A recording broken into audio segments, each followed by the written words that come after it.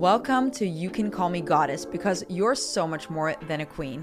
My name is Manuk Vink. I am a trained intuitive energy healer specialized in transforming your body and your life. In this podcast, we are going to be diving into everything to unlock the goddess that you are within you. Think of it as the ultimate glow up from the inside out. It's time to unlock your power. It's time to unlock your magic. So sit back and enjoy the show. Hello, everybody. I am so excited to be diving into today's podcast.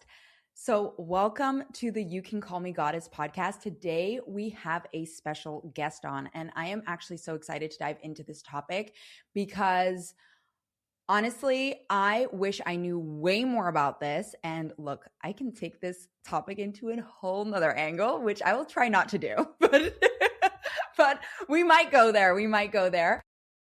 We are going to be talking about the female cycle, the menstrual cycle, and what we need to know about the body, what we need to know about the cycle and how it works and how we have been misled. I'm going to touch upon it just real quick to believe that we can't track it, or how do I say, like, without using contraception, be able to either prevent or have a pregnancy.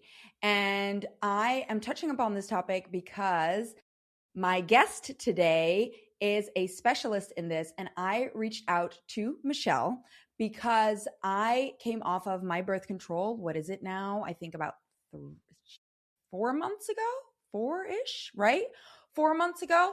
And I was like, okay, I need to know more about how this works. And intuitively, I already felt and knew that contraception, whatever form, and I would love to hear Michelle's ideas and opinions on this, whatever form is just not good or natural for the body. Of course, there are exceptions where maybe even in my situation, there was intuitively some time that I still needed to be on it.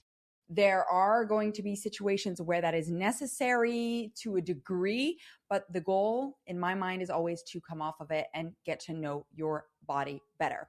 So without further ado, I am going to introduce you guys to Michelle. She is an expert in this area, and she is also an intuitive.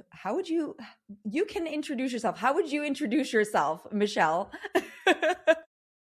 Thank you, Manuk. So yes, you're very welcome. It's a combo. It's actually that. So I'm a scientist by training, nutrition scientist. I'm director of science and biotech to this day, and I have gone down the rabbit hole of women's health. So now I'm a certified menstrual health and fertility practitioner, which is what you're talking about. But then, for the past few years, we've been, in training together, getting this like really precise, energetic, emotional piece to bring in to the very like clinical scientific side as well. So now I'm very happy to marry those two sides together. And it's so exciting. So me and Michelle met through intuitive training, and I knew she was in the space of like fertility, cycle tracking, all of that stuff. So when I reached out to her, she has taught me already so much more than what I've ever learned from the cycle and how it works. And I think it is one of the most empowering things to understand your body to this degree and not have to put weird stuff in your body because that's what it is at the end of the day, right? To have a contraceptive or to stop yourself from, becoming pregnant. Or if you're trying to get pregnant, where there's a lot of issues, especially nowadays. I don't know if you probably encounter that as well, Michelle, that you figure out what has been missing and why it hasn't been working for you. So I'd like to dive into that. And I think the thing that I want to start with, I just want to hear from Michelle what she's found, her story, and if you could just let us know, like, also maybe how the intuition and body reflections, which, I dive into in my programs all the time and in sessions because it is so powerful how your body communicates, how you found that these things overlap with the science of what you've been studying. So I'm going to let you just go on your tangent here. Tangent I'll take. So my Yes, background is, like I said, a lot of science, whatever. And I always say that because despite all that privilege, despite all that education, I knew nothing about, my own menstrual health. I struggled for years, like late teens, early 20s, with undiagnosed endometriosis, cramps and pain so bad I would like lose vision, and I got told, my God, go on birth control, take some Advil, like everyone else. I'm not unique. I had horrible hormonal acne, same thing. It was like, oh, you could take medication or too bad. And I did actually go on birth control for 6 years. I was on the pill. I transitioned to hormonal IUD, and then I did like natural cycles for a while. So on this, and then I'm eventually now at I would say using FAM. So I'm a FAM practitioner. So I was using that for a while, but I've even graduated from that to this more, I call it accurate and intuitive cycle tracking. So yes, obviously you mentioned fertility. Fertility is a very important reason. It's a huge piece of my work. It's why most people start caring about their cycle. But my issue was always, how come we aren't given informed consent? I'm not anti-birth control at all. Actually, I agree with you where it served me very well at the time I was taking it. Like, it let me get my degree without this crippling pain and all of these horrible symptoms. But if I knew, just strictly biologically speaking, like leave the energetic piece aside for now, even if I knew biologically what it was doing, shrinks our ovaries by half, it decreases our AMH levels, all these things that are temporary, but are quite significant if you're looking to preserve and protect your reproductive health, which is how birth control is packaged to us. But unfortunately, it does not do that. It's designed, it's working so well because it's designed to shut that system down. So I always say, I still would have gone on the birth control if I knew then what I know now, but I would have come off of it a lot sooner, and I would have done a lot more stuff to mitigate that damage I then had to correct, cut to almost a decade down the line when I really came off of it and then was still confronted with some hormonal irregularities, getting cramps down to nothing. So I say struggled with endometriosis, undiagnosed. That has been completely healed. I have it's amazing. Very, I would say, exciting period. Like, we can talk about using your cycle as like an energy map, and I would say it's kind of an advanced version of cycle syncing. Like, you can do these little micro adjustments and these tweaks that are just very conducive to what your hormones, your physiology, your energy is doing at these different points, because that's how we're naturally designed to work. And then your question about bringing in the intuitive space. So I still love getting everyone's cycle information. So if you come to me with period problems or these annoying symptoms or something you suspect is hormonal, but no one's giving you the why or the answers, if you are trying to conceive, if you think you're approaching perimenopause, these things that I look at in your cycle, these are very tangible. So what is your bleed like? What is your cycle length? When or if are you even ovulating? What is your luteal phase length? I still use these very tangible markers to assess essentially their proxies of someone's hormonal status. But then with the intuition, like, gets which fun. we'll talk more about, every single symptom, every single hormone, every single interaction of them has this emotional layer. So I think, to sum all that up, I was so obsessed with how could people be doing the perfect foods and supplements, and their exercise routine and their nervous system regulation work was just perfect, because usually it's like very type A people that are drawn to this, and not get the results they want or have them not stick. And it's because we're half physical, half energetic. So it's like your plan has to be too. You can do everything perfect, but you've nailed 100% of 50%. So let's bring the other 50% in via intuition, give you that full plan, and then like get you what you want for sure. I absolutely love this. And it's funny because, my background has also, like, I started out, psychology, fitness space. So we, in that space. And it's so funny because it guides us to where we want to be. And I had the same thing. One of the reasons I started diving into this work was, and I'm talking about like intuition and the energetics of things, was because I was doing 50%, like 100% right. Well, now the more intuitive you become, the more you find out that some of that also isn't 100% true, which topic for another day. But you learn more. It's very cool to see because it's all about, I get very excited, and I'm sure you have that. That's something that I wanted to touch upon. It's like, because we all have our own unique soul path, soul pull, it's so cool. I was thinking about, like, yes, I'm interested in the cycle, but we need someone like Michelle who is obsessed with figuring it out, because that's how you become an expert at these things, because you love doing what you're doing. And that's the uniqueness of it. Like, yes, I want to learn about it, but there's, for me, a moment where I'm like, okay, but that's more interesting to me, not because I don't value it, but because it's not my passion. And that's why it's just so cool to see how passionate you are about this. And the part that I'm also, well, I'm passionate about all of it, but the part that I'm also so passionate about is that energetic component, right? We've been told to do all the physical actions, and I'm very good at taking physical actions. But then when you're forgetting about the energetic components, which is such a big component of it, especially when you start looking at, which we can talk about, like, issues with your menstrual cycle, be struggling with producing, right? With your fertility. And then the fear of, oh, that is something that I've been faced with or facing right now, that, you're going to run out of time to have children and things like that, which, when you look in intuitively, and I'd love to hear your science perspective on that, actually would be very interested to see. Intuitively, we are able to have children for way longer than they've been telling us. So that stress comes from, the conscious collective. But it's just so interesting. And the more you dive in, the more you realize, because I wanted to ask you, Michelle, if you were taught at school how to fully track your cycle and to learn, and I just want to add in also, this topic I feel is important because this is so important for men as well as women. There's two parts to creating a baby, a new life, and also to work together, right? So I just find it so interesting. I feel like we should have learned more about this. And it's crazy to me that we haven't, actually.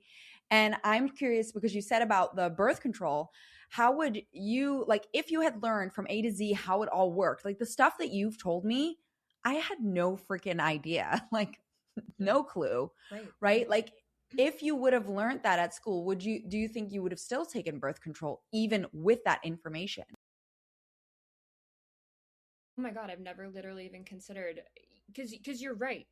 We're taught nothing. And that was my take too. I was like, if I've been in this world, like clinical health, longevity, wellness, for a decade, and I don't know this, how do I expect anyone else to know this? It's crazy. We're set up to fail. So if I was given all this information, well, I guess let's start with some basics. We were drilled in, have sex, get pregnant, and die. That was like the mantra. And did you see Mean Girls? Like, that was the thing. And we had that in our head. Like, that was it. So even women I talk to who are like trying to get pregnant, they're like, what do you mean? Every time I have unprotected sex, this is a high risk for pregnancy. And the truth of it, which we didn't learn, which we should have, is you're only fertile 6 days out of the entire cycle. So we are infertile most of the month, most of the year, most of our life. So to be able to have that take the pressure off of, like, oh, this is actually a very precise period of time that I could find, to your point, if I want to target it, or find if I want to avoid it. And then I can just live my life with the benefit of my natural cycle with, this period of time that I'm treating with the intention that I desire for this point in my life. So I probably wouldn't, from a birth control, like pregnancy prevention standpoint, no, probably wouldn't have gone on birth control. But I went on it for like acne and pain. Yeah. So because they were like, that's your only option, and I totally believed them, because duh, why wouldn't we? That's what we all were told. So I think it's so tough, because I think I still would have done it, but I would have done it for a much shorter period of time. It is I hard. Used it as like a launch pad. Like, let me fix this in the background, but then like get right back to it as soon as I'm confident I've got these things locked in. I think it would have been more like that. I totally feel you with that. But then there's part of me that goes like, imagine in the perfect scenario, like in our what do you call it? Like utopia, right? Where what we're working Right. towards. We're going to get there, we're going to get there. But it's like, if we were taught body reflections, how the body works, about our cycle, all this stuff, do you think it would be necessary? There's one part of me, probably no, but then there's Probably one no. part of me that goes, there's a world that where we could be like that. But there's one part of me that goes, if you're a teenager and you can't be bothered to worry about it, maybe that's still a little bit of an issue. See, this is where I agree with you too, because even Yeah. like for intuitives, like training intuitives on intuitive cycle tracking, and it's not quite birth control, but your point about like the mental role, like how you feel about what you're doing, if you feel a lack of self-trust, or if you feel like there's any risk whatsoever, or your foundation is rocky in any way, and you're like, no, but I should be able to trust myself in birth control. But if that nagging thought is in your subconscious, that's going to trip you up more than, the ability Yeah. to like accurately actually assess where you are, which we all have the ability to do. But it's more like, as we say, get your brain out of the way, have a really strong foundation, understand what your body's doing, give yourself the time. Like I never suggest someone starts vibing their way through their cycle. Like, no, you got to know what you're doing. You got to know what the quote unquote like rules are if you're using a certain method, like especially if it falls on you, the user. So like, yeah, teenagers, they're very capable of this. We absolutely could be doing this in the future. I hope that we do this more in the future. It would be amazing. Women. That would be the goal, the dream. Yeah, 100%. But yeah, while we're so conditioned though with this, you might screw it up. Oh, you can't fully trust that. Every time you're having sex, you're risking it. What are you doing? Like that is so deep in the back of our head that it's like, okay, we got to clear that up first, and then we can kind of get the benefits of all of it. So 100%. like societal, the conditioning piece, and then all of it. That take it and run. I think there's so much. I mean, there's so much that we could go, but I do feel like it's just wild to me, and I'm sure you feel the same, that we know so. And it's the same with nutrition, same with training, it's the same with all of that stuff. Managing money, like where have we been taught any of the actual skills that we need in our life? Like seriously, I know. It's actually insane. So it's just very interesting. Well, it's interesting. I can go down the rabbit hole of why, of course, they don't want us to have that information, but we're here to change that. So anyways, Michelle, I'm so curious. I think the listeners also would love to know a little bit, like, what are the things, so how can you, when it comes to like the FAM method, right? Yes. You mentioned it. What does that entail? What have you found in comparison to birth control? Maybe a little bit of like information on what can people, so for those who are wanting to get off of birth control, like me, and don't know where to begin or how to like feel about it, maybe, so in my scenario, there is a big component where I know right now in the current situation that I'm in, pregnancy is just not an option right now because it's just not what I want right now. And then of course you've got people that are wanting to get pregnant, maybe are worried about their fertility, which is also something I definitely was worried about with the impact of having birth control for more than 15 years for me. And I had the same, I started with the pill and then went into the IUD, and then suddenly intuitively I was like, I need to get this out of my body ASAP. I was like, out. So I would love to, like, what can they expect? How can they become more confident in their bodies? What is so different about the FAM, and what does FAM even stand for? And how is that even different to natural cycles? I've given you a lot to work with. It's perfect. It's perfect. Okay. You've given me a great launch pad, because what I don't think I explained clearly enough, why the menstrual cycle. When I say, so FAM stands for Fertility Awareness Method, but I don't like that because it's applicable to literally anyone at any of their reproductive stages. If you're just wanting really great hormones and you want to know what the hell is going on, if you're optimizing for fertility, say in the future, but you're not trying to conceive right now, if you're trying to conceive right now, if you're postpartum, if you're trying to figure out, are my hormones changing as I get older? It's perfect for you at any one of those junctures. So, because normally when we say fertility, people think babies. Yeah, When I say exactly. fertility, I mean a healthy, functioning system, like your entire body. Because what I tell people is your reproductive system is the lowest on your body's hierarchy. So it's your most environmentally sensitive. If anything is going wrong in any other system, it's going to show up in your menstrual cycle. It's your biggest tattletale. And the reason for that is, you know, when you think about the things that we need to stay alive until tomorrow, we're survival species. You need your heart to keep beating. You need your lungs to breathe. You need your muscles to move.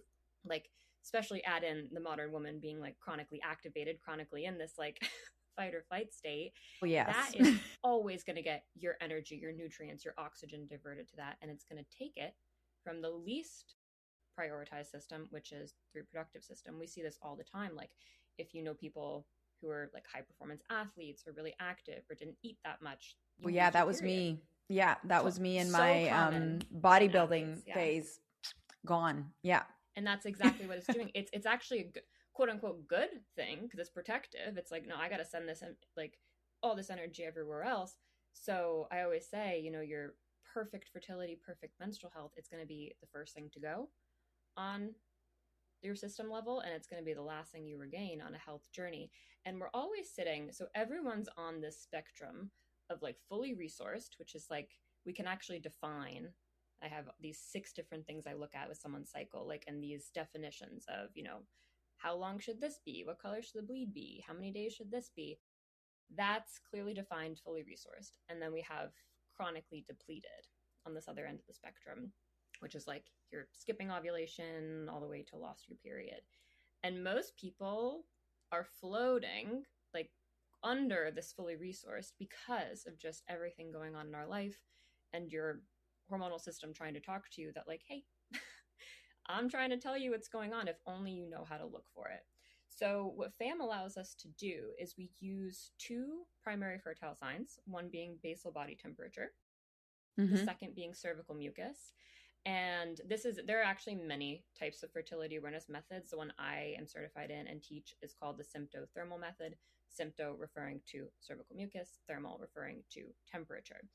And what that means is your cervical mucus pattern, if you've ever like noticed it or paid attention to it, it comes in a pattern, or it should, around a certain time of your cycle, your fertile window.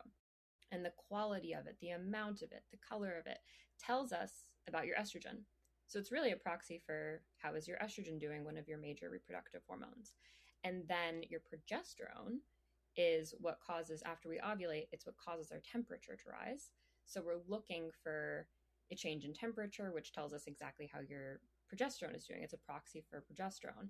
And then when you use those 2 data points together, you get a really good sense for, are the hormones in your body that are supposed to cycle at certain thresholds, at certain times, doing what they need to do.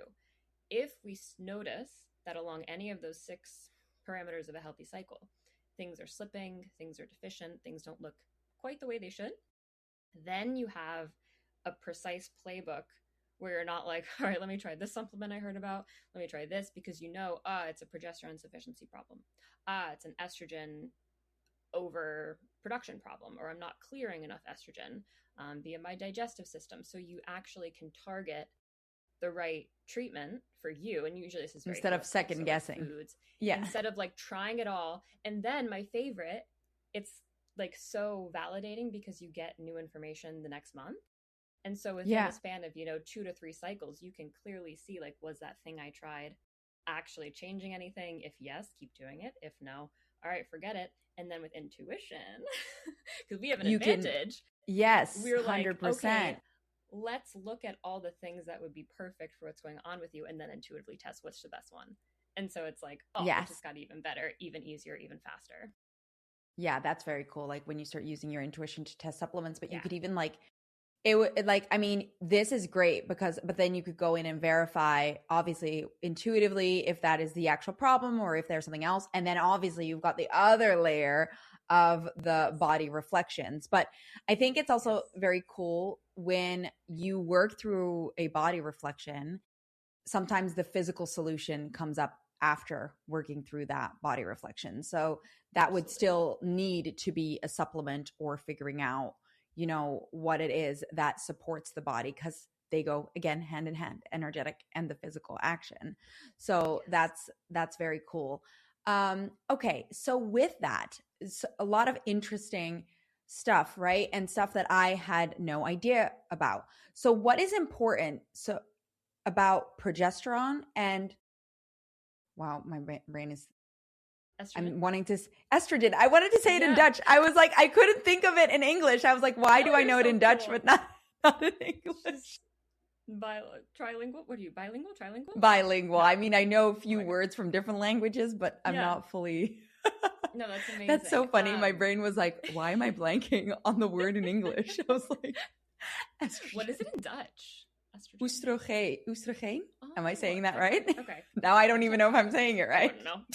Yes.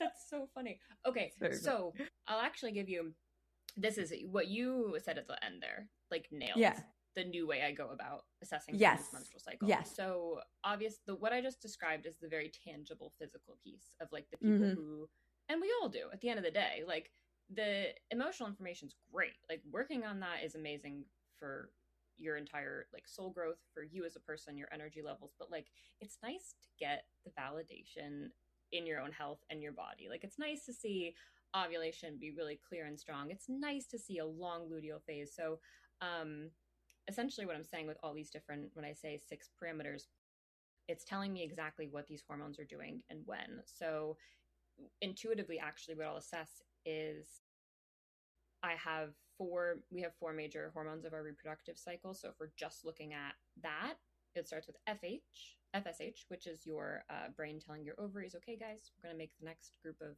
follicles start to develop for the one that eventually gets ovulated. That starts like day 1 of your bleed. So when you're bleeding, your brain's already telling your ovaries, like, let's do this again.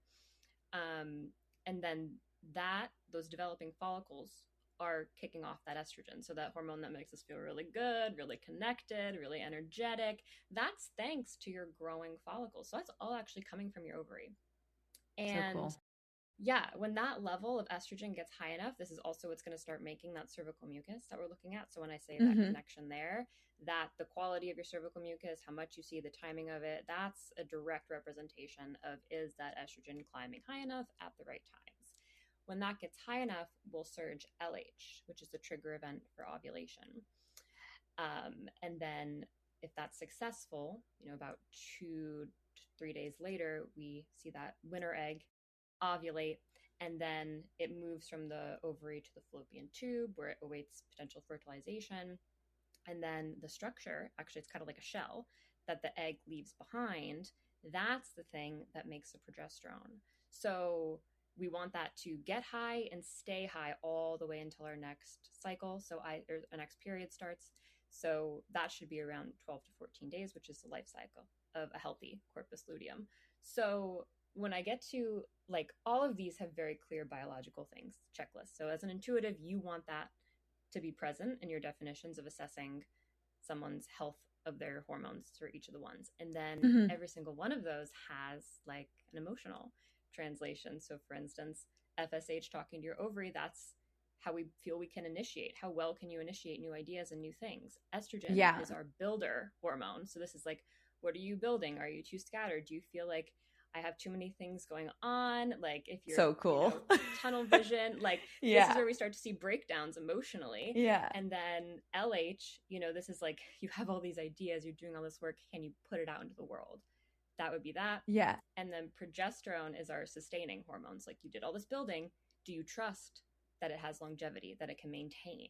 So that is so, I love that because it's so cool. Cause I know that fertility and being able to produce, right, and have a baby has to do with like intuitively, it's, you feel like you can put something out there in the world and doesn't necessarily need to mean a baby. So I've had people that I've spoken to or worked with that wanted to have children or thought they did, when in reality, they wanted to put a business out in the world or create something, and it wasn't actually a baby. And then they'll run into issues with fertility because they feel like they cannot create.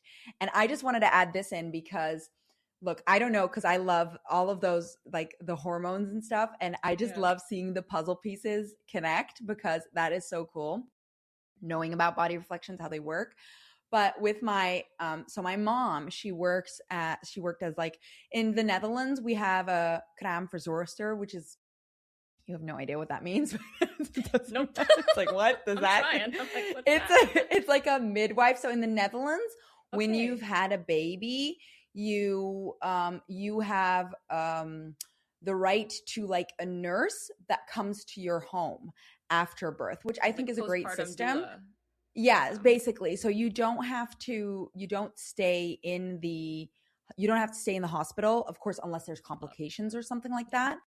But the nurse comes with, because my mom is obsessed with babies. And I keep telling her, I'm sorry, Mom, you're going to have to wait a little bit longer. Hang on. With me, at least. But anyways, so she would be that nurse, right? Go to the home, take care of the baby, take care of the mom, monitor everything.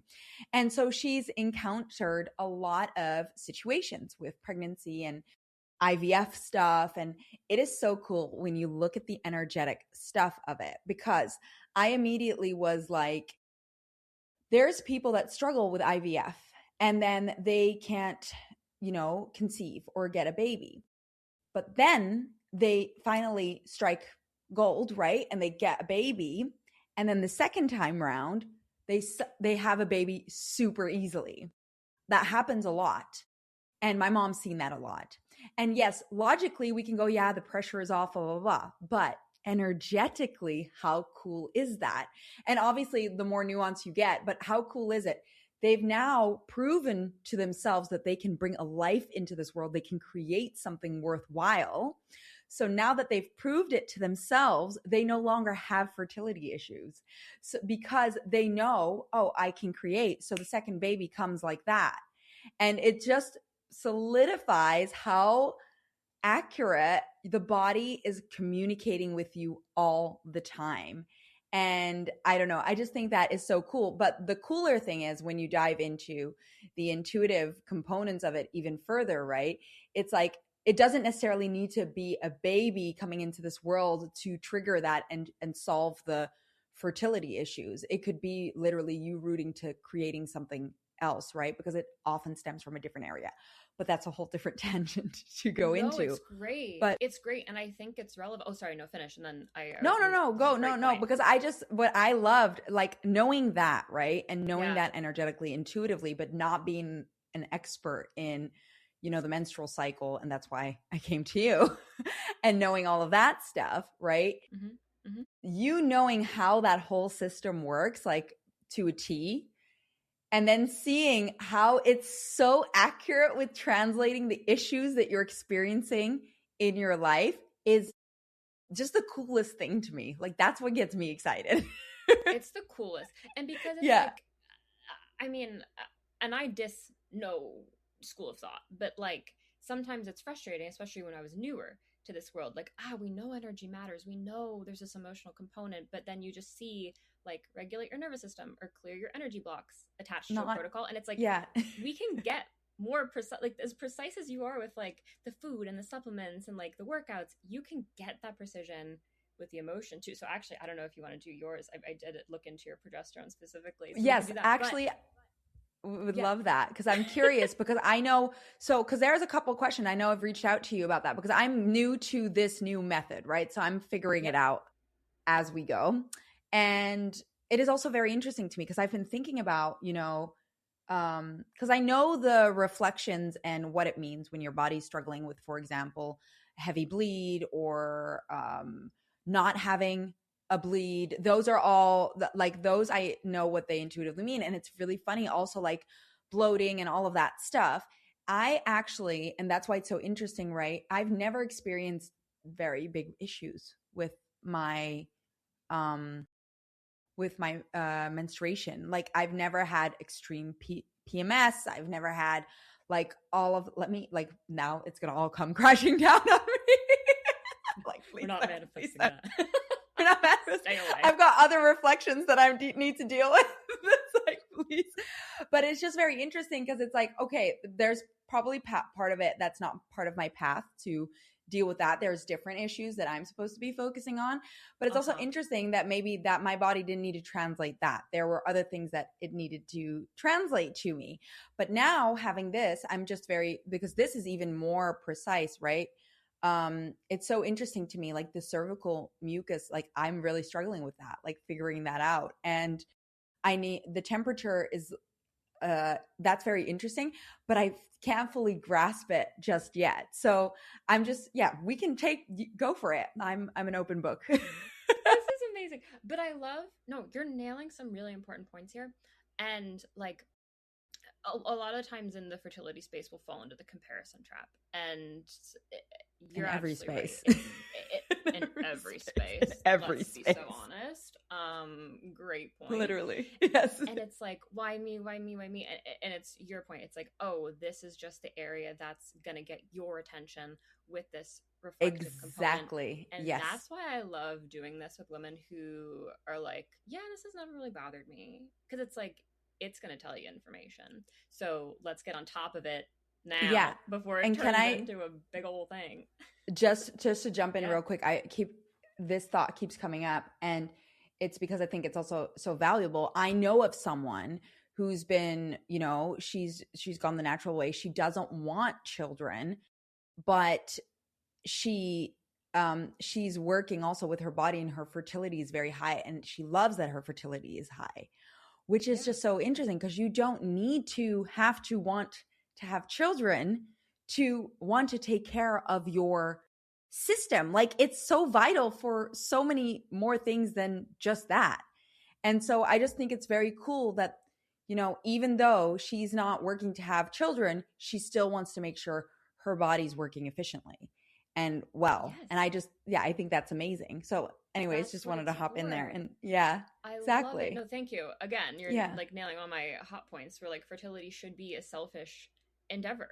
Like we normally are like, I'll care about this when I want babies. Yeah, true, everything. Everything. This is like, it's always for the baby, but it's like, no, it's for you. Yes. And a healthy, happy baby is just going to be a lovely byproduct of this work. Just the byproduct. I need a better word because that's just when your son comes out, oh, you're just the byproduct of all the work that I've been doing. I literally I think I made a post once where I was just like, any future kids of mine are just lucky little bitches for all the work I've been doing. Like, I shouldn't say that, but like, lucky ducks. They're little ducks. Miracles, but we creating the miracle. So I'm just saying. Like, you're welcome. You're welcome for being here and being healthy. And I love what you said too, like about, because I'm 32, or 32, not 30 as well, but mentally not. I'm mentally younger, and I forget all the time, which is so funny. So, I think we're the exact same age. 94? Yes, 94. Yeah, I'm September, so I'm like about to be 32. Oh, when's your birthday? March. Oh, nice. So, you're a Virgo? I'm a stone cold Virgo. Makes sense. Type A, eldest daughter, parent my parents. I am so freaking Virgo. It's like so funny, right? It's so no, it's good. But we're all meant. I heard this quote, and what you were saying just struck me. I was like, I like it. All women are meant to be mothers, but not all are meant to mother children. And it's like we mother movements, we mother businesses, we mother pets, animals, like friends, parents, like, and it's just this partners, creative partners, this like nurturing creative energy. And I love how it's like, I think we're saying the same thing here, instead of projecting into the future of like when I will be a parent, if I will be a parent, like turn that hose back on you. Like all the creation you're doing now, all the mothering you're doing now, like we're never gaining or losing, right? So it's like your parenting is here. So it's like, just tap into it. Like don't try to push it all in the future. It's like, it's here. Like do it to you, focus on you, get this. Literally nurturing your business is part of that, like bringing something into life,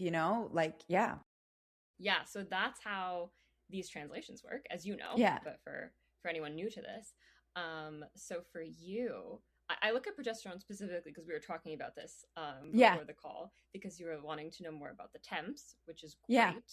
And you are doing, remind me, because I know you had the Whoop, but you're doing the oral thermometer Yes. right So now. I Is that what it have is? the Okay. Whoop now, which apparently, not that that means anything. Now it's FDA approved. I don't know what that, I'm not that that fine means with the wearables. anything. I tell you, I have an But Aura. yeah, Like, they're I'm getting fine really, with but I them. love Whoop. So I'm like, and Aura I Yeah, think is also very good with it's it's good. good to have like a place to kind of see. And honestly, with the predicting, it's been pretty good with things. Okay, So yeah, so that's there good. I can it just helps having a visual. So yeah, it like shows Perfect. you I think I showed you. It like shows you everything. Yes, So I'm now I on love that. day 28 of Great. luteal. So Oh, we're both luteal. I'm like day 24. I love this. I will say, I and have to say, someone otherwise else I would be also remiss. yeah, If someone else is go for also it. Yes, it's like, oh, we're all just all like we're linked all together. synced, Like someone all else. synced up.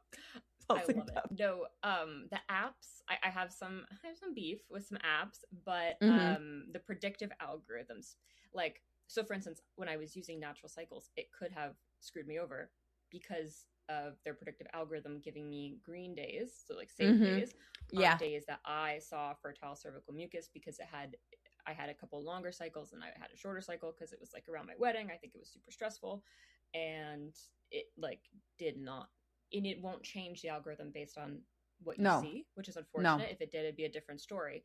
But it's Mm-hmm. like overriding, and I'm trying to get us out of this. I need to outsource to an app or a service or a wearable. I use an Aura because I'm lazy, but believe that I did like hardcore algorithmless charting for months with the true temperature, because wearables are skin temp change. It's Yeah. correlated, It's but it's not a bit as different.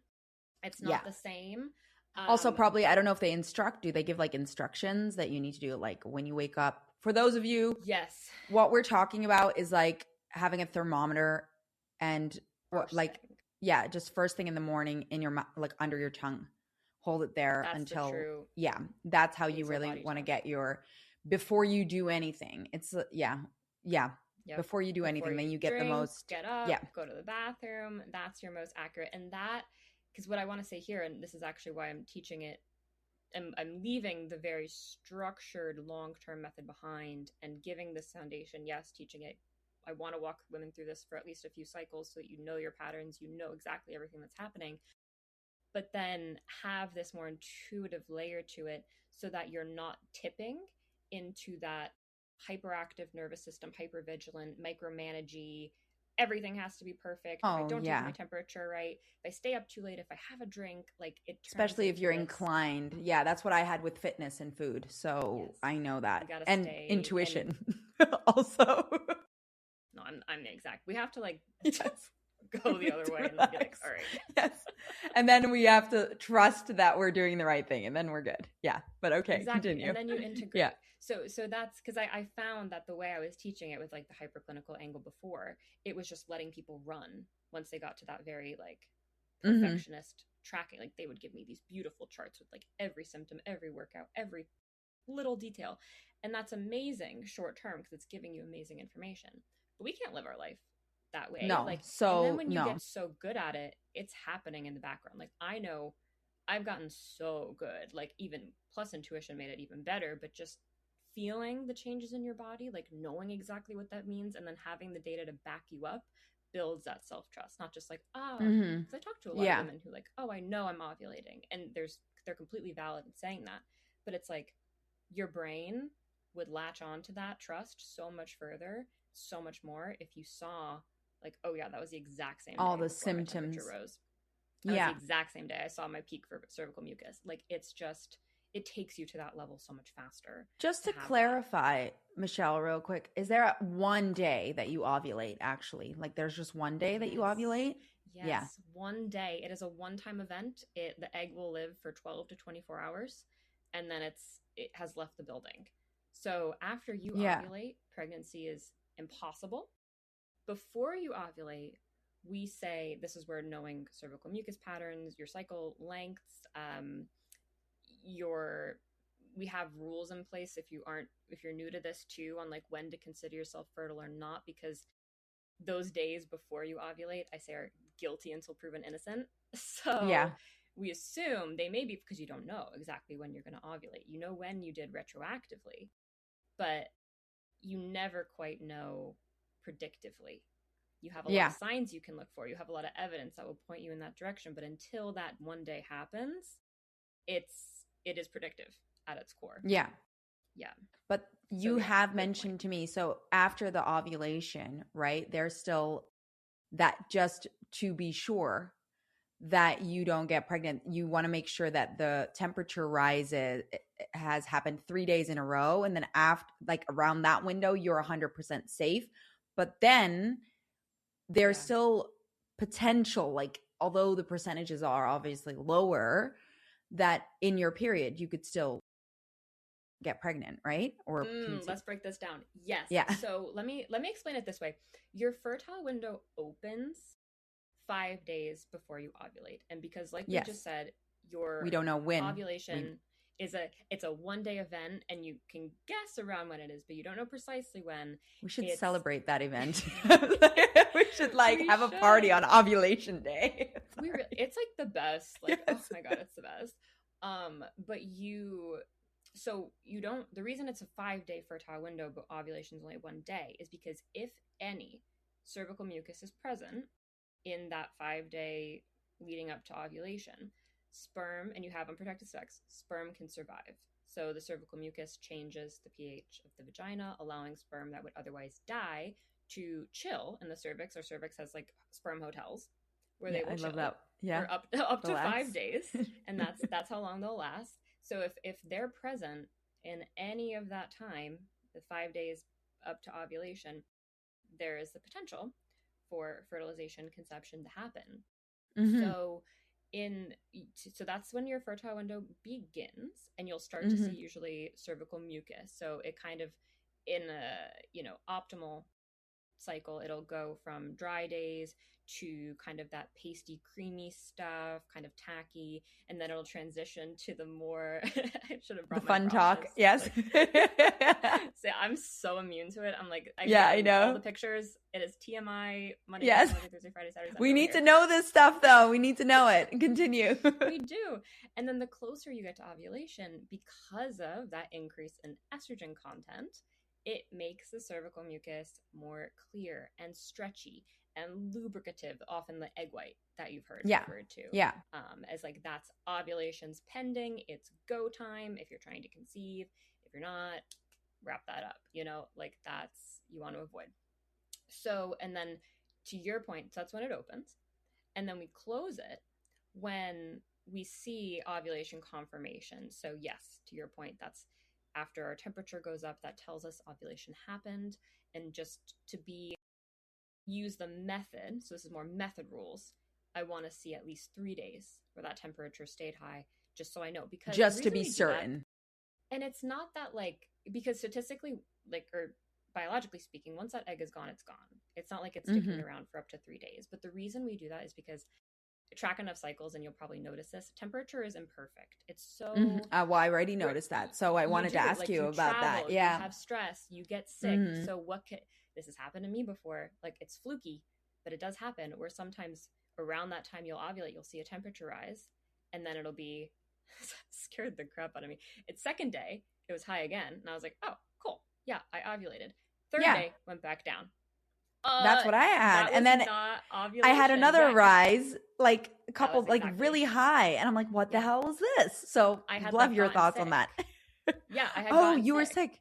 I had like an immune, I wasn't like sick, but I, just kind of slightly under the weather, like had the temperature increase. And if I had been like, I'm in the clear, that would have been a problem for me. Yeah. A few days later, then I saw like, oh no, this is the true temperature rise. Because you would have been right before the ovulation also.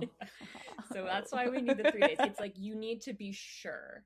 Right? Yeah. It's not that you could still get pregnant. It's like, you need to be sure, because is that actually what you're seeing, or was there something else, confounding the temperature and swing. that's So when intuition also becomes very cool, which I need to start playing around with, but I need to build trust with that as well. Because I've been playing around with that, and I want to just make sure that I'm like getting on the ball, because I've literally, I think I intuitively check, I'm ovulating now.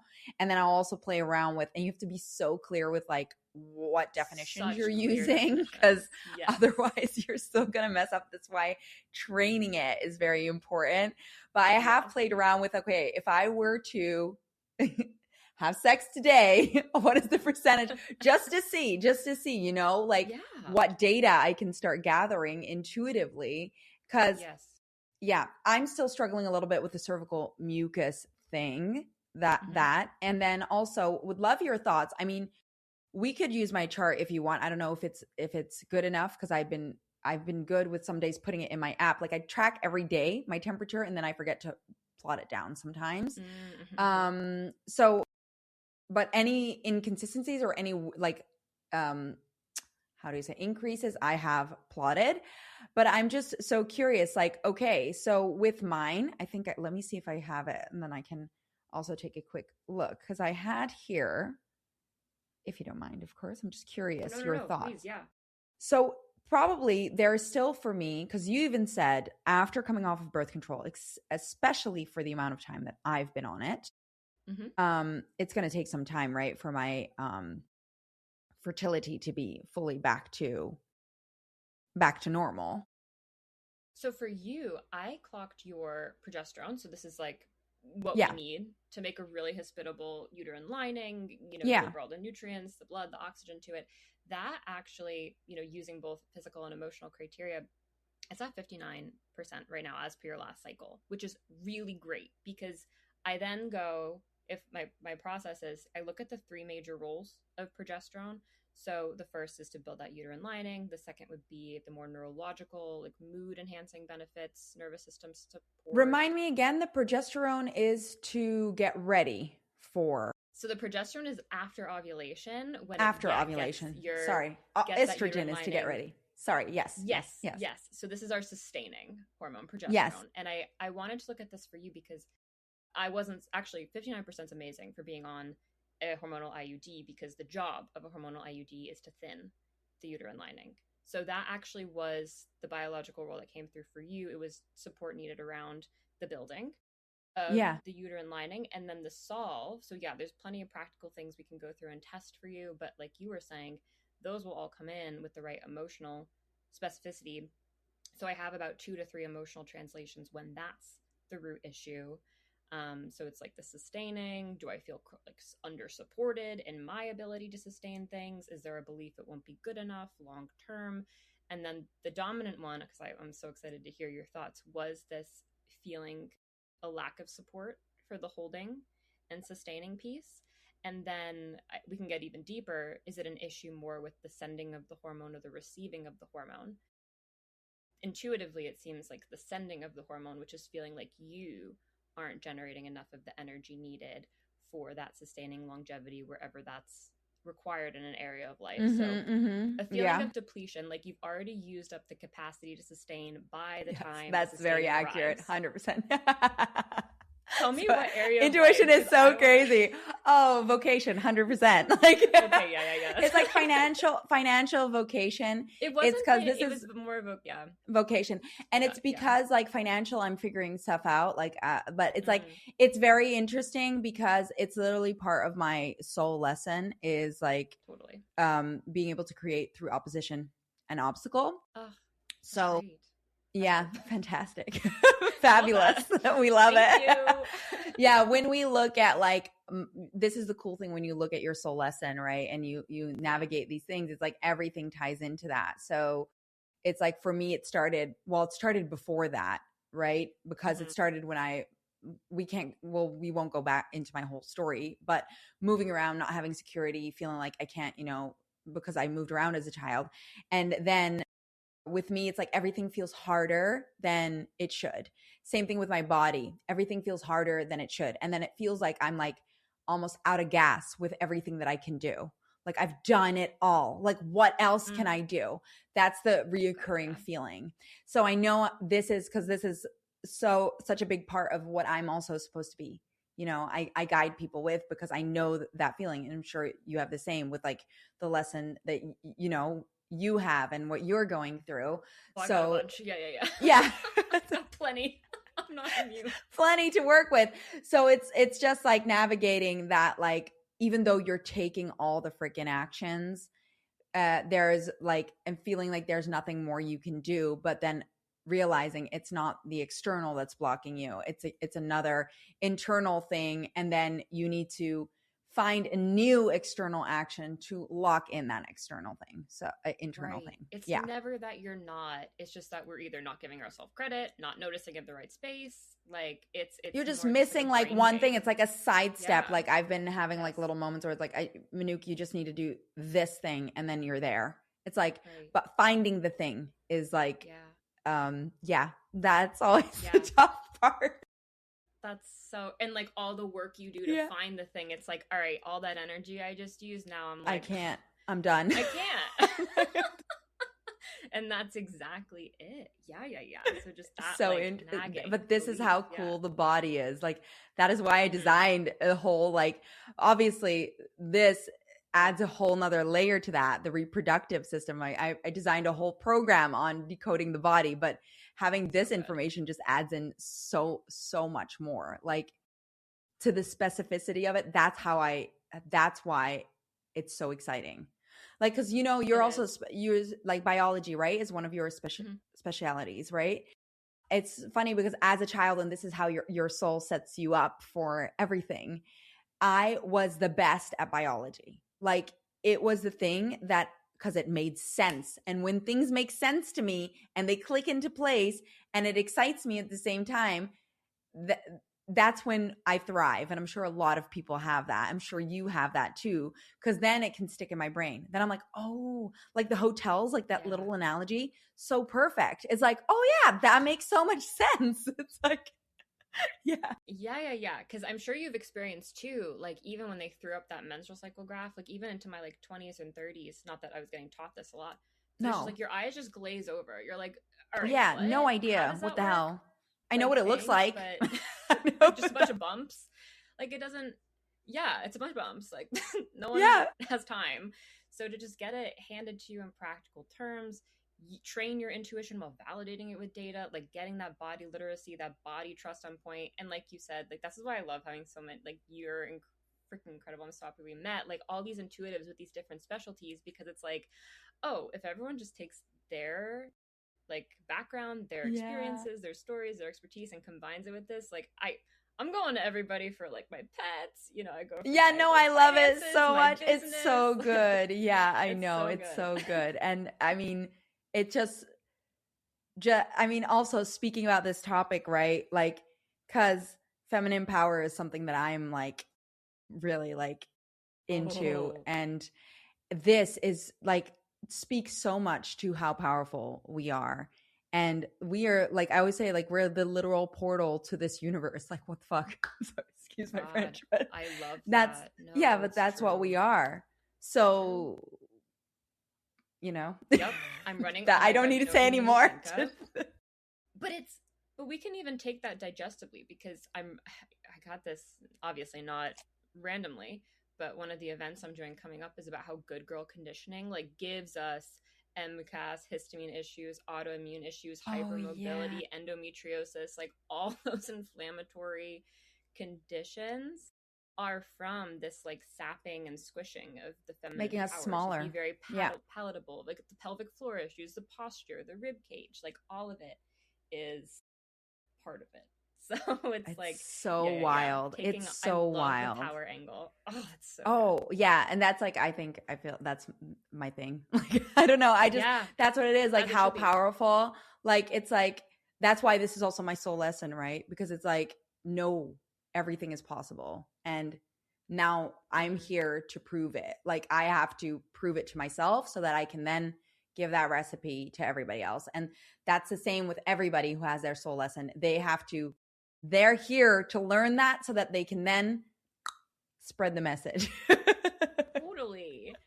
No better way than to go through it. Oh, so fun and fabulous. We love it. Yeah. And I'm sure there's so many more fun things in store for me. Like, let's talk about having babies. I am so worried about what that's going to happen. I need to hack those reflections before we'll hack that those. moment in my life. We'll hack those. Because you had said something earlier about like the stress of it. So like the timeline stress, getting this, like we're running out of time. And there's a lot. I think that might be a different fertility conversation, but there's a lot we can speak to that too.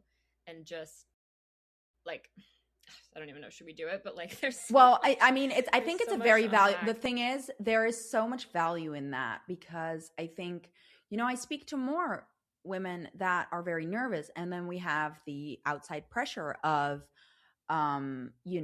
our parents and society literally telling us at 30 the clock starts ticking. It's like, it's like, what? Excuse me, like, can we have a minute, please? I'm not ready. It's like, that's how it feels.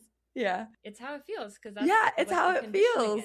And then I'm just not. Sorry. No, I want to hear. Tell me yours first, because then I forgot you had asked about the scientific angle, but then So the scientific angle I'm very curious about. Like, look, I'm diving into anti-aging, all that stuff. I know that we are meant to live longer. I've known this since I was a little girl. It's something that intrigued me when I was 7 years old. And I got upset that our Santa Claus, the Dutch one, could live forever. And I was like, that's not okay. I should be able to live forever. Literally, like, there is a way. Maybe not like forever, but close enough. It's like, so I'm just wanting to hack that. And when I look intuitively at back in Adam and Eve times, I think back then we were living in until like multiple hundreds. So and I need to dive into a little bit more. And we were having a lot more kids. And me and one of the other intuitives who I'm going to have my webinar. We had a webinar last, Lauren, we were diving into this because we're both like, no, there's something there. And the more you learn about reflections, the more you learn about the body, the more you learn about how the body's communicating to you. And then obviously with all the supplements, with the right nourishment, and then getting all the toxicity out of this world away from you, like get that shit away from me. We are capable of living way longer. I mean, look at now already how much younger we are looking at certain ages.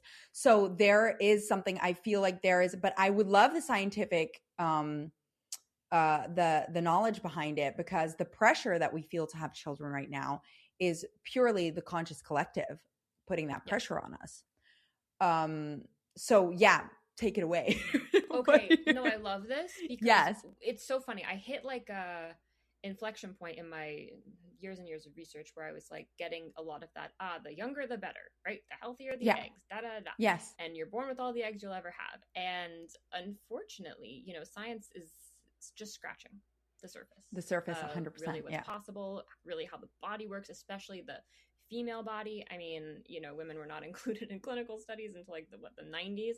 So insane. And it's just, and then even then they were like, oh, we're only going to use postmenopausal women because the hormonal cycle is just too much to account for. It's just like too much variability when we're trying to have these very clear controlled studies. So funny. So it's like, how do we know? Such a male, perspective to look at it. Like, oh, I can't deal with all that. Like, oh yeah, no, that's too much for me. No.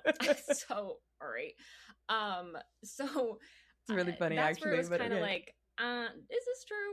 And then when we're looking at, that everyone has in their head that like 35 cliff drop off. Yeah. And then it's just done. Yeah. And then it's just done. Yeah. And it's just done. The thing is, if you look at the actual graph, it's like kind of just a descending slope. It's not quite a drop off, but then you really have to look at the data that it's coming from. And it's based off a population that is primarily unhealthy. It's people who aren't eating a really balanced diet, who really aren't working out that much, who don't get as much sunlight, who are, probably not getting enough antioxidants. And like, if you're someone who's taking care of your health and you've got these emotional things that you're working through and you're moving from fight or flight to a more balanced, nervous system state, this data doesn't reflect you. Like, no. I always say I'm 32, but I have the eggs of like a 26-year-old. through all the You could work I've been probably doing. intuitively check that also. Exactly. Like we're really comfortable with this concept of biological age in society now versus chronological age. It's like, then that applies here. So then, interestingly, even on like the menopause angle, like there's newer evidence that, like, you know, actually postmenopausal women are capable of creating new eggs from stem cells. Now, these, I'll be super precise because I'm still a scientist at the end of the day. These are done in petri dishes and not quite in vivo yet. But that should tell us something very, very so important. Cool. Like, there's so much more here than we think. And then using the stress, like, I love how we do this in the intuitive world, like the mental stress, because you're correct about the environmental stress. Like, that is just the toxins of the world. Yeah, food, but it starts like that, still we should mitigate. 100%, but it still starts. Are you a match to it? Exactly. Yes. Mm-hmm. Exactly. So that's one piece. But then even like, do I feel like my body's getting worse every year? No, it's actually getting better every year. Am I scared of parenting when I'm 40 and 50 because I think I'll be too old and tired? Well, it's like, if health and energy go hand in hand, that's not true. So it's like you don't need to be. Right. My parents, to be so frank, they're going through a divorce right now. So it's like, they're not even going to be focused, present, calm grandparents for another few years. Sorry to hear that. No. It's been 30 years coming. But like... Oh, yeah, I know. I'm not going to out anything right now. I know. But like, just looking at, all I'm doing is making myself an example of what we're trying to do with the emotional reprogramming. It's like, find the evidence, take yourself down the why whole, reprogram, repattern these beliefs, and then the emotional state, you won't feel victim to this. It's dropping off a cliff right now. It's like, no, the world is still very much open to me. I'm very much in the driver's seat, and this is going to go the way I want to. Period. And then, 100%. Love that. 100%. Then just the only aspect that obviously a lot of women will ask, okay, but am I actually running out of eggs? And at what rate? Yeah. So this isn't actually a concern of mine for a lot of people, because often what you'll hear about is like the AMH test, the anti-Mullerian hormone test. This is like, how many eggs in the bank do we have? And I'll give a few pieces of practical advice to anyone listening who might be trying to assess their fertility, say either now or later. And this is what they're going to get at the doctor's office, is usually this AMH test. Now, if you're fresh off birth control, even like you've been taking birth control for the past, like, is it 6 months or less, the past 6 months or less, that's going to drop your AMH down to like scarily low levels, because that's what birth control is supposed to do. So don't test now. It will increase. It's temporary. It will rebound. So this is already like just good advice. Don't let your doctor tell you you need to go IVF route because of this low number. It's like, no, just give yourself some time. And then even AMH, if you're using it, you know, just naturally cycling to get an idea of what your fertility status is like, it's not predictive of conception likelihood or egg quality. It's actually just useful for your, how good is a retrieval going to be, say in like egg freezing or IVF scenarios. That's really its practical intended use. So all that being said, the fact that we can improve AMH through food, sunlight, supplementation, emotional, like reprogramming, nervous system healing, like that should tell us that this ovarian reserve is malleable. It is changeable. And I'm not saying, do you mean we could produce more eggs? That's what I was saying. I'm actually not saying that you're actively making more, but the quality of the ones you have, the ability, because I've seen some crazy cases where people with primary ovarian insufficiency have then gone on to successfully conceive when they were told there were no eggs left. Like, and I have not looked into biologically what's happening there. Like, was it a new creation? Like, was it just the ones that were more dormant? Because you have like millions, like hundreds of thousands. By the time you're our age, it's probably more like hundreds of thousands that are dormant. So it's like, no, with the proper execution, you could activate more of those. You could bring more of those through this developmental process. So it's probably more of that. And, you know, whatever reflective state, whatever physical health state you're at might be blocking that right now. Whereas that's actually possible for you with the right tools. So that's so interesting. Yeah. So that's so interesting, right? So it's like, okay, but we release one egg every cycle. One egg. Yeah. So one winner, but you're developing a bunch. Yeah. So how many do we have? Like, what is kind of what they say, how many we have?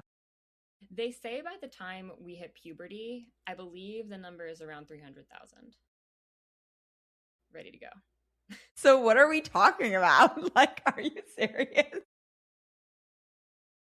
Isn't that crazy? Like, I'm sorry. I'm just like realizing if we release one egg every every month or Yeah, and so, you've got a group, you got a group that comes with it, but that's it's not, not that's quite anywhere a big near bank. 300,000 by the And what's cool time. about being a woman, being, having ovaries is they're coming along with you through it all. So Yeah. everything you're doing right now, they're responding to, which is pretty Yeah. awesome. That's So, crazy. So yeah. just for those afraid or worried, like I was or have my moments, but Hmm. definitely way less now that I know intuitively. Like also, Yeah. intuitively having some confirmations of like connecting with one of my potential future kids or Oh, but that's we'll so still see. cool. Like that I love could that. still be, yeah, it's very cool. When Yeah. you start opening up your gifts, the cool things that come along with that is very cool. But yeah, that could still obviously because there's free will, there's still changes in Hmm. timelines and stuff. Hmm. Hmm. It's one of those things where it just gives you a little more peace of mind where you you don't have to like I would focus on fertility and not pressure yourself into doing something that you maybe don't need to do right now, right? Cuz I don't know if you've encountered that where people will have children because they're too worried that they're going to miss the window of time. Yeah. Or yeah, No, right. I have, and I think there's because people will also will often come at that argument like there's no right time, and I think for some people that's a solid belief, but also every every other side of the coin is, well, there is a world in which you have the environment you want and the financial ability to support a kid and a business at a level where you can take more time to be with them, or a job situation. It's just, that is true to an extent too, where you could want conditions to be at a certain point before you say, okay, I'm ready for this. So I do think, even if maybe there's never a right time, there's never a good time, people, maybe there is. And like I intuitively, think what is so. that I for you? think Like yeah, I mine is think actually a couple years away. yeah, So for me for sure too. Yeah, for sure. yeah. Because it also has to do with the partner and it has to do with so many other things that once you dive into So the many intuitive world, variables. things Yeah. get even more crazy when it comes to that. Like Yeah. It's you'll find all like, out that you have three more relationships before you find like I think, that could be something, right? Like yeah. I don't know. And our point here is really like this needs to come from you. Like it's Oh, it's quieting 100%. the Yeah. noise. Like don't take our advice. Like we've got our own timelines, but like for people to just stop out, so much of this is outsourced. And it's like there's, And that's the thing. Yeah, yeah, 100%. Because even those who are wanting to have a baby and they rush it, maybe that's not actually what your soul wanted. Maybe it's something different that you were meant to create. And because you couldn't differentiate between what other people were telling you and what you were getting intuitively, quote, emotionally, you like, emotionally, yeah. yeah, because emotionally you might think it's a baby, but intuitively maybe it's something different. Maybe it's, like I said, a business or creating a new plan for something or building a home. I don't know. Maybe that's for someone who's Right. listening. Yeah, it's like, Right. starting something new or bringing something new to life that is Hmm. not necessarily always a baby. And that doesn't mean that it won't come. It just means Right. The maybe order later might be on. different. Yeah, Yeah, yeah, order yeah. might be different. True. But yeah, no, Hmm. it gets very interesting with all of that. Just to loop it really quick back. I know you don't have much time left, Michelle, but I just wanted to loop because I don't know if we close the loop a little bit on the progesterone and the estrogen. Like, what are some things like the physical? Okay, we can look at the energetic stuff of it, but what are some physical actions that you can take to help that? And when you said my progesterone is at 59%, you intuitively, right? Um, what does that mean? That means, so I'm looking at level of potential, 0 to 100, using both the perfect biological function criteria and then the strong emotional. So for you, it was a mix. It was like, yes, that was like the true emotional fix, that translation there. And then you can bring in some of the more practical solutions we can go through and test, which is usually my top ones. It's magnesium, it's more healthy fats, because we actually make cholesterol and estrogen, or from, sorry, I spoke too soon, progesterone and estrogen and testosterone from the raw materials of healthy fats, so cholesterol. I've been intuitively getting to eat. I've bought salmon and avocado. Hell yeah. There you go. Yep. Those are perfect. Nuts, seeds, red meats, like especially warm, like red stewed meat. Yeah. Yeah, that's amazing, especially in this luteal phase for sure. Also, the thing about progesterone that I find in a lot of people happening, it's our body is either going to make sex hormones or stress hormones. They actually compete for the same raw material as well, because cortisol will use that cholesterol too. So if you're in this chronic hypervigilant, fight or flight state, which we have to be a lot of the time to be productive members of society, but I always like to say, are you treating the luteal phase like a true energetic wind down? Are you implementing little micro routines, micro habits to signal to your body, your nervous system, that this is actually safe. Like safe, yes, but then also like a time, like I'll stop listening to so many podcasts this time. I'll do less coursework. I'll do more journaling, because it's less of an in the phase stage, in the phase, more of an output phase, but it's all the same underlying, like winding down energetically, working with how my brain is functioning at the time, what my energy levels are like at the time, getting ready to create. Yeah, it's a very reflective time. Yeah, so interesting. How we're wired. Yes. And so, I always tell people, it's not like, because often you have to have meetings and you have to go to work and you have to do, calls sometimes. So you can't like completely hide from the world, but you can do these little micro adjustments with the practical things. So I do, like, I take more magnesium, take more like animal, like organ meat, like that kind of, I think we were talking about liver, I have like I have the organ capsules. Yes, that's high in B vitamins, which is amazing for progesterone support. So that I'll kind of restrict to my luteal phase, just to give it, it's like, no, this is when you need me the most, this is when I'm pulling back as much as I can, still performing, but a healthy nervous system has speed and flexibility. So I'm still, like right now, like we're in our luteal phase right now. I think we're doing a pretty good job, with 100%. Our verbal fluency and like paying attention. yes. But, for the most part.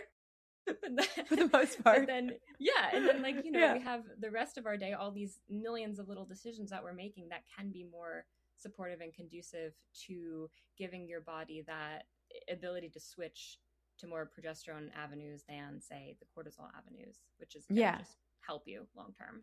Yeah. And then when we look at estrogen, so it's kind of like, so basically progesterone, what does it do biologically for us? So it's breaking down. It's like, is that kind of what it's doing, or it's preparing our environment? So that's what you said, right? Yeah. Sorry. Preparing. So actually estrogen does the building of the uterine lining in that first phase of your cycle. And then when progesterone comes in, it nurtures it. So it gives it more blood vessels, more nutrients, like making it very like thick and supple. Now it's even clicking even because I know what I need to work on and I need to nurture that. And that's, I love that. It's so interesting. It's so interesting. It's like, I know what I need to work. I need to keep nurturing it and I need to keep building upon it. So it's like, yeah, it's like you laid the groundwork. Now it's like you breathe the life into it. Yeah, totally. Yeah. Totally. So that's, and then your question. So yeah, estrogen would be a bit before that happens. As estrogen is rising, that's the cell division, the proliferation. What would be signs that your estrogen is healthy, and what would be signs that your estrogen needs attention? So there are a few ways to look at it. My first and foremost parameter is cervical mucus. So that's going to be created in direct response to estrogen. And then there's also, of course, the timing of ovulation, because estrogen needs to get high enough to trigger that LH surge so that ovulation happens. So often in people with like PMOS, PCOS, well, formerly known as PCOS, they have these longer cycles. And what's happening there is ovulation is just taking longer to happen to because get there. estrogen's like trying, it's trying, but it hasn't quite hit that level to trigger the LH. So what you'll see then, it's kind of inaccurately attributed to estrogen excess, estrogen dominance. Really, it's just like prolonged estrogen exposure. And what that can look like, even say we still make some estrogen in our luteal phase, but progesterone should be so much higher, it kind of counterbalances it. But this is really interesting. If you have any digestive problems or liver processing problems, really common in people fresh off birth control or, you know, having taken birth control in the past few years, your liver was responsible for doing all that, like modulating and modifying of those synthetic hormones. And then we get rid of estrogen by pooping it out. So if you have any digestive issues, like you're backed up, like now you have all this extra estrogen floating around, and that can throw off your concentration. So I guess it's not like a clean answer to your question, because it could be happening at so many different points, but there's a lot of ways to look at where exactly is this happening for you. Yeah. And then obviously when you look at the reflective, it's very interesting when you look at the reflective components of that. Not absorbing nourishment through that process and being able to see the good in what you're creating. That, like holding on to things. Yeah, holding on to things. Exactly. So when it comes to the cervical mucus, because I know that, you know, for me, and I'm sure you have other, like, what would you recommend? So for me, is there a correlation with me struggling with it and my brain and me coming off of the birth control? Because I feel like there's not, like, I see it, but it's just not very, I don't feel like I can fully get it. That's if that makes super common. It's very common post birth control, and I would actually expect it. So this, people don't really love this, but unfortunately this is just like the true definition. You're considered to be post birth control in the fertility awareness world for 2 years after coming off of whatever form you're on. So not that you'll have these effects for 2 years, but we should always look at it through this lens of, well, your body was, you know, responding to this exogenous thing and it had its effects. So for you, like, we can definitely go practical too. So like omega-3s are amazing for increasing cervical mucus, making sure you're staying hydrated. Omega-3s are also really great for cervical mucus production. Also the health of your cervix, that could be something really worth looking into. That's also something we can, you know, pinpoint with FAM method. Is there inflammation of the cervix? Because that would have, I think they checked at the fertility and they said that it's looking great. They said it's good. That's awesome. Okay, so that there we go. That's just like things that you can go down the list for, which is awesome. But there are also ways, like, you know, I always say there's no such thing as more or less fertile, because you can't be more or less pregnant. So even if you're making like a tiny bit of cervical mucus, like but the question with that, what if you're like struggling to see the consistency of it with the small amount? Like, what do you suggest in those moments? The first thing I would suggest is learning the proper observation technique and method. So not to like pitch myself, but I do teach this. So if you wanted to, I'm teaching it, I think starting next month. September. September. So what that involves, it's because it seems so easy, right? But we have a very structured notation system of like external tissue wipe, looking at like, is it shiny? Can you pick it up with your finger? Can you stretch it? If you can, how far can you stretch it? And all of those different things tell us different information. So having that, you know, even if you can't pick it up and play with it, still even seeing like a speck or two and getting information from that is a really valuable starting point. So this is more like, I would say, just, you know, good data collecting methods. We all want to be working with the same definitions, the same foundations, the same classifications before we start going. Because some people, you know, they read a book and they're like, my cervical mucus is da da da da. I used to think I would be a Reddit superhero, like saving it the day, everyone like posting their stuff. And then I was like, wait, I don't know like what your definition of that is, or how you're collecting it, or like, you know, when in your cycle this was, or, like what you were eating that day. It's like, you can't do it. You need you need to control for it a little bit to get the kind of information that we can get. So I know that was a long way of saying, like, yes, there are ways to figure out exactly what's going on. I would just want to make sure, you know, collection, observation, classification, that had a really, really strong foundation before we would say, okay, there's a problem here or there isn't. Yeah. Okay. Yeah.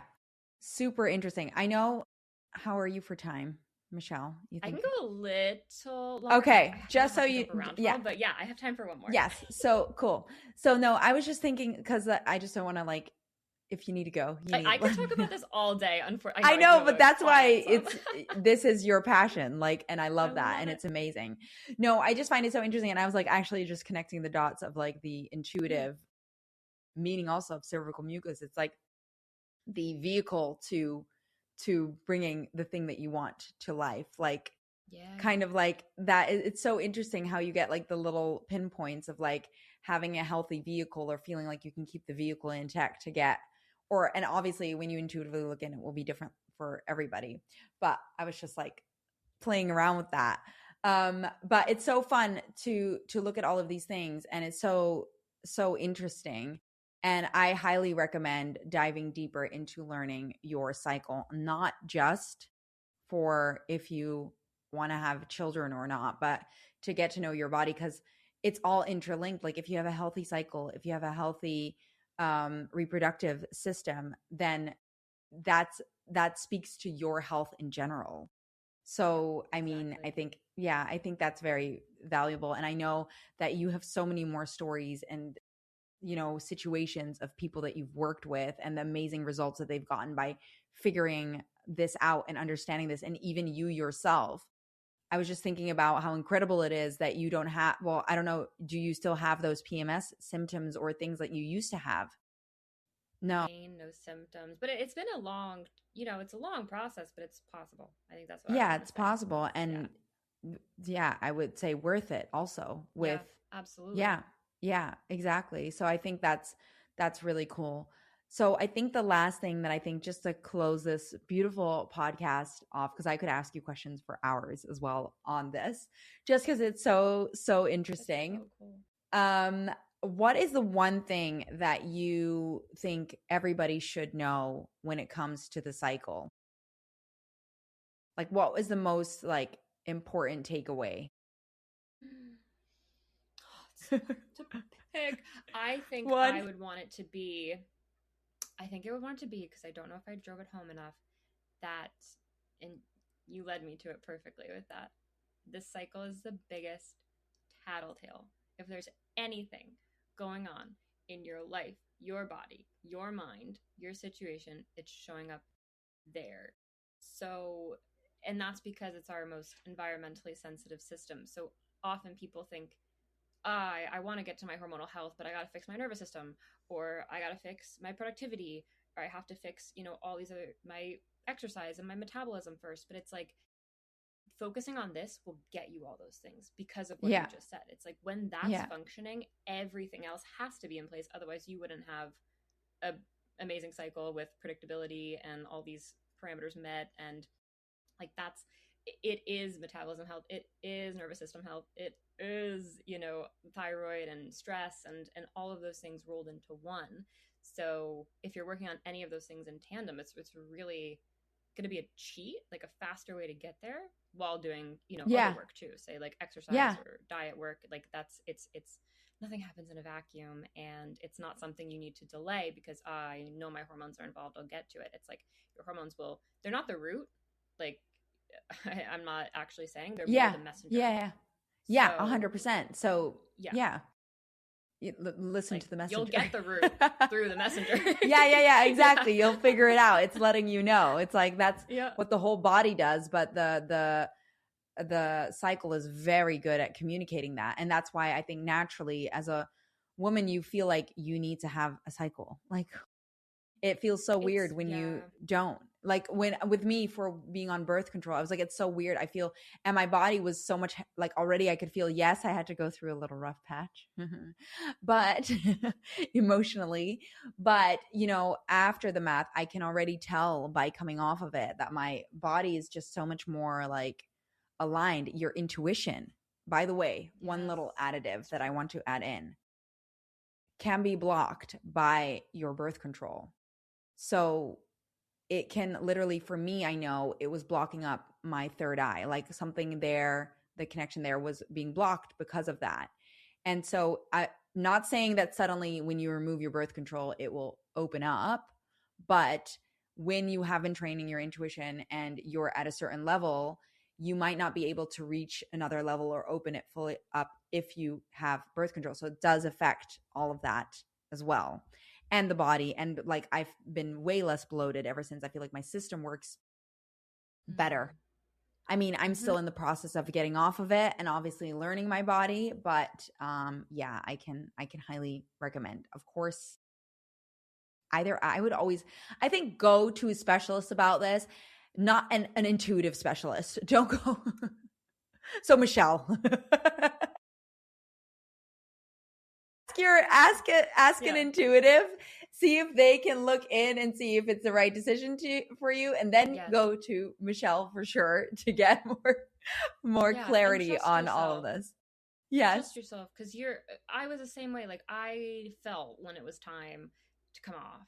And I remember it being like, all right, this is an imperative now. I didn't feel this way before. Like, and then getting access to this information. Like, if you're hearing this, you're a match to hear it. Like, this is 100% over not like this. No, you're not taught this anywhere. Like, just get the invitation into this really cool world now. Like, it's gonna feel like home, because you already, like, you're built for, like, people are built for this. 100%. And you're listening to this because you know that there's something in there for you that is going to be valuable for you. And just also to add on to that, for me, I wanted to remove my birth control a year or so ago, I think. It was a year or so ago. And intuitively, I was getting a no at the time just yet, because I wasn't in the right state to do it. So you can be in a situation where it will not be right yet, but that means you can get there. Maybe there's some more steps, but already starting to just become aware and getting to know the body, and then trusting that when the moment is right, you're gonna be good. And you've got so many amazing specialists like Michelle, like I said, out there that can help guide you through that process. Exactly. We're here to guide. It's always like, we're all the own authority on our body. Yeah, 100%. Doctor, no expert. No, it's just like, no, do I like that? Do I not like that? Like, take what serves, go with your intuition. Yeah, exactly. I love that. All right, Michelle, I'm not going to keep you any longer. Although this was amazing. I loved it. And I will link all of Michelle's details in the show notes. So if you want to reach out to her, connect with her. Is there anything specific, like where they can find you more specifically, Michelle? Or I'll link. The best place is really my free events. I have a Luma calendar that if people just follow, they'll hear all about it. And then I'll also link my website where you can find any sessions, past events, programs. Like I mentioned, there's one coming up if you want to learn how to track your cycle like this in September. That will all be there. So thank you for doing that. Amazing. That's so nice. I had such a good time with you. Yes, me too. I loved it. We could go on for way longer talking about all of this. I feel like we went into so many things. We need to do another one where we dive even deeper. So maybe we'll see. Amazing. Thank you so much. All right, Michelle, thank you so much. And everybody listening, thank you so much for being here. And I hope to see you in the next episode. Thank you so much for listening to You Can Call Me Goddess. I am so happy that you joined us in this show today. If you feel like this podcast gave you any sort of life change or value, then share it with someone you think would also get a lot of value out of it, because maybe it could just be that one thing that changes that person's life. If you enjoyed the show, please give it a nice rating below or in the show, because we would love to expand more on topics that you enjoy and keep this podcast up and running. Anyways, thank you, beautiful, and I hope to see you in the next podcast.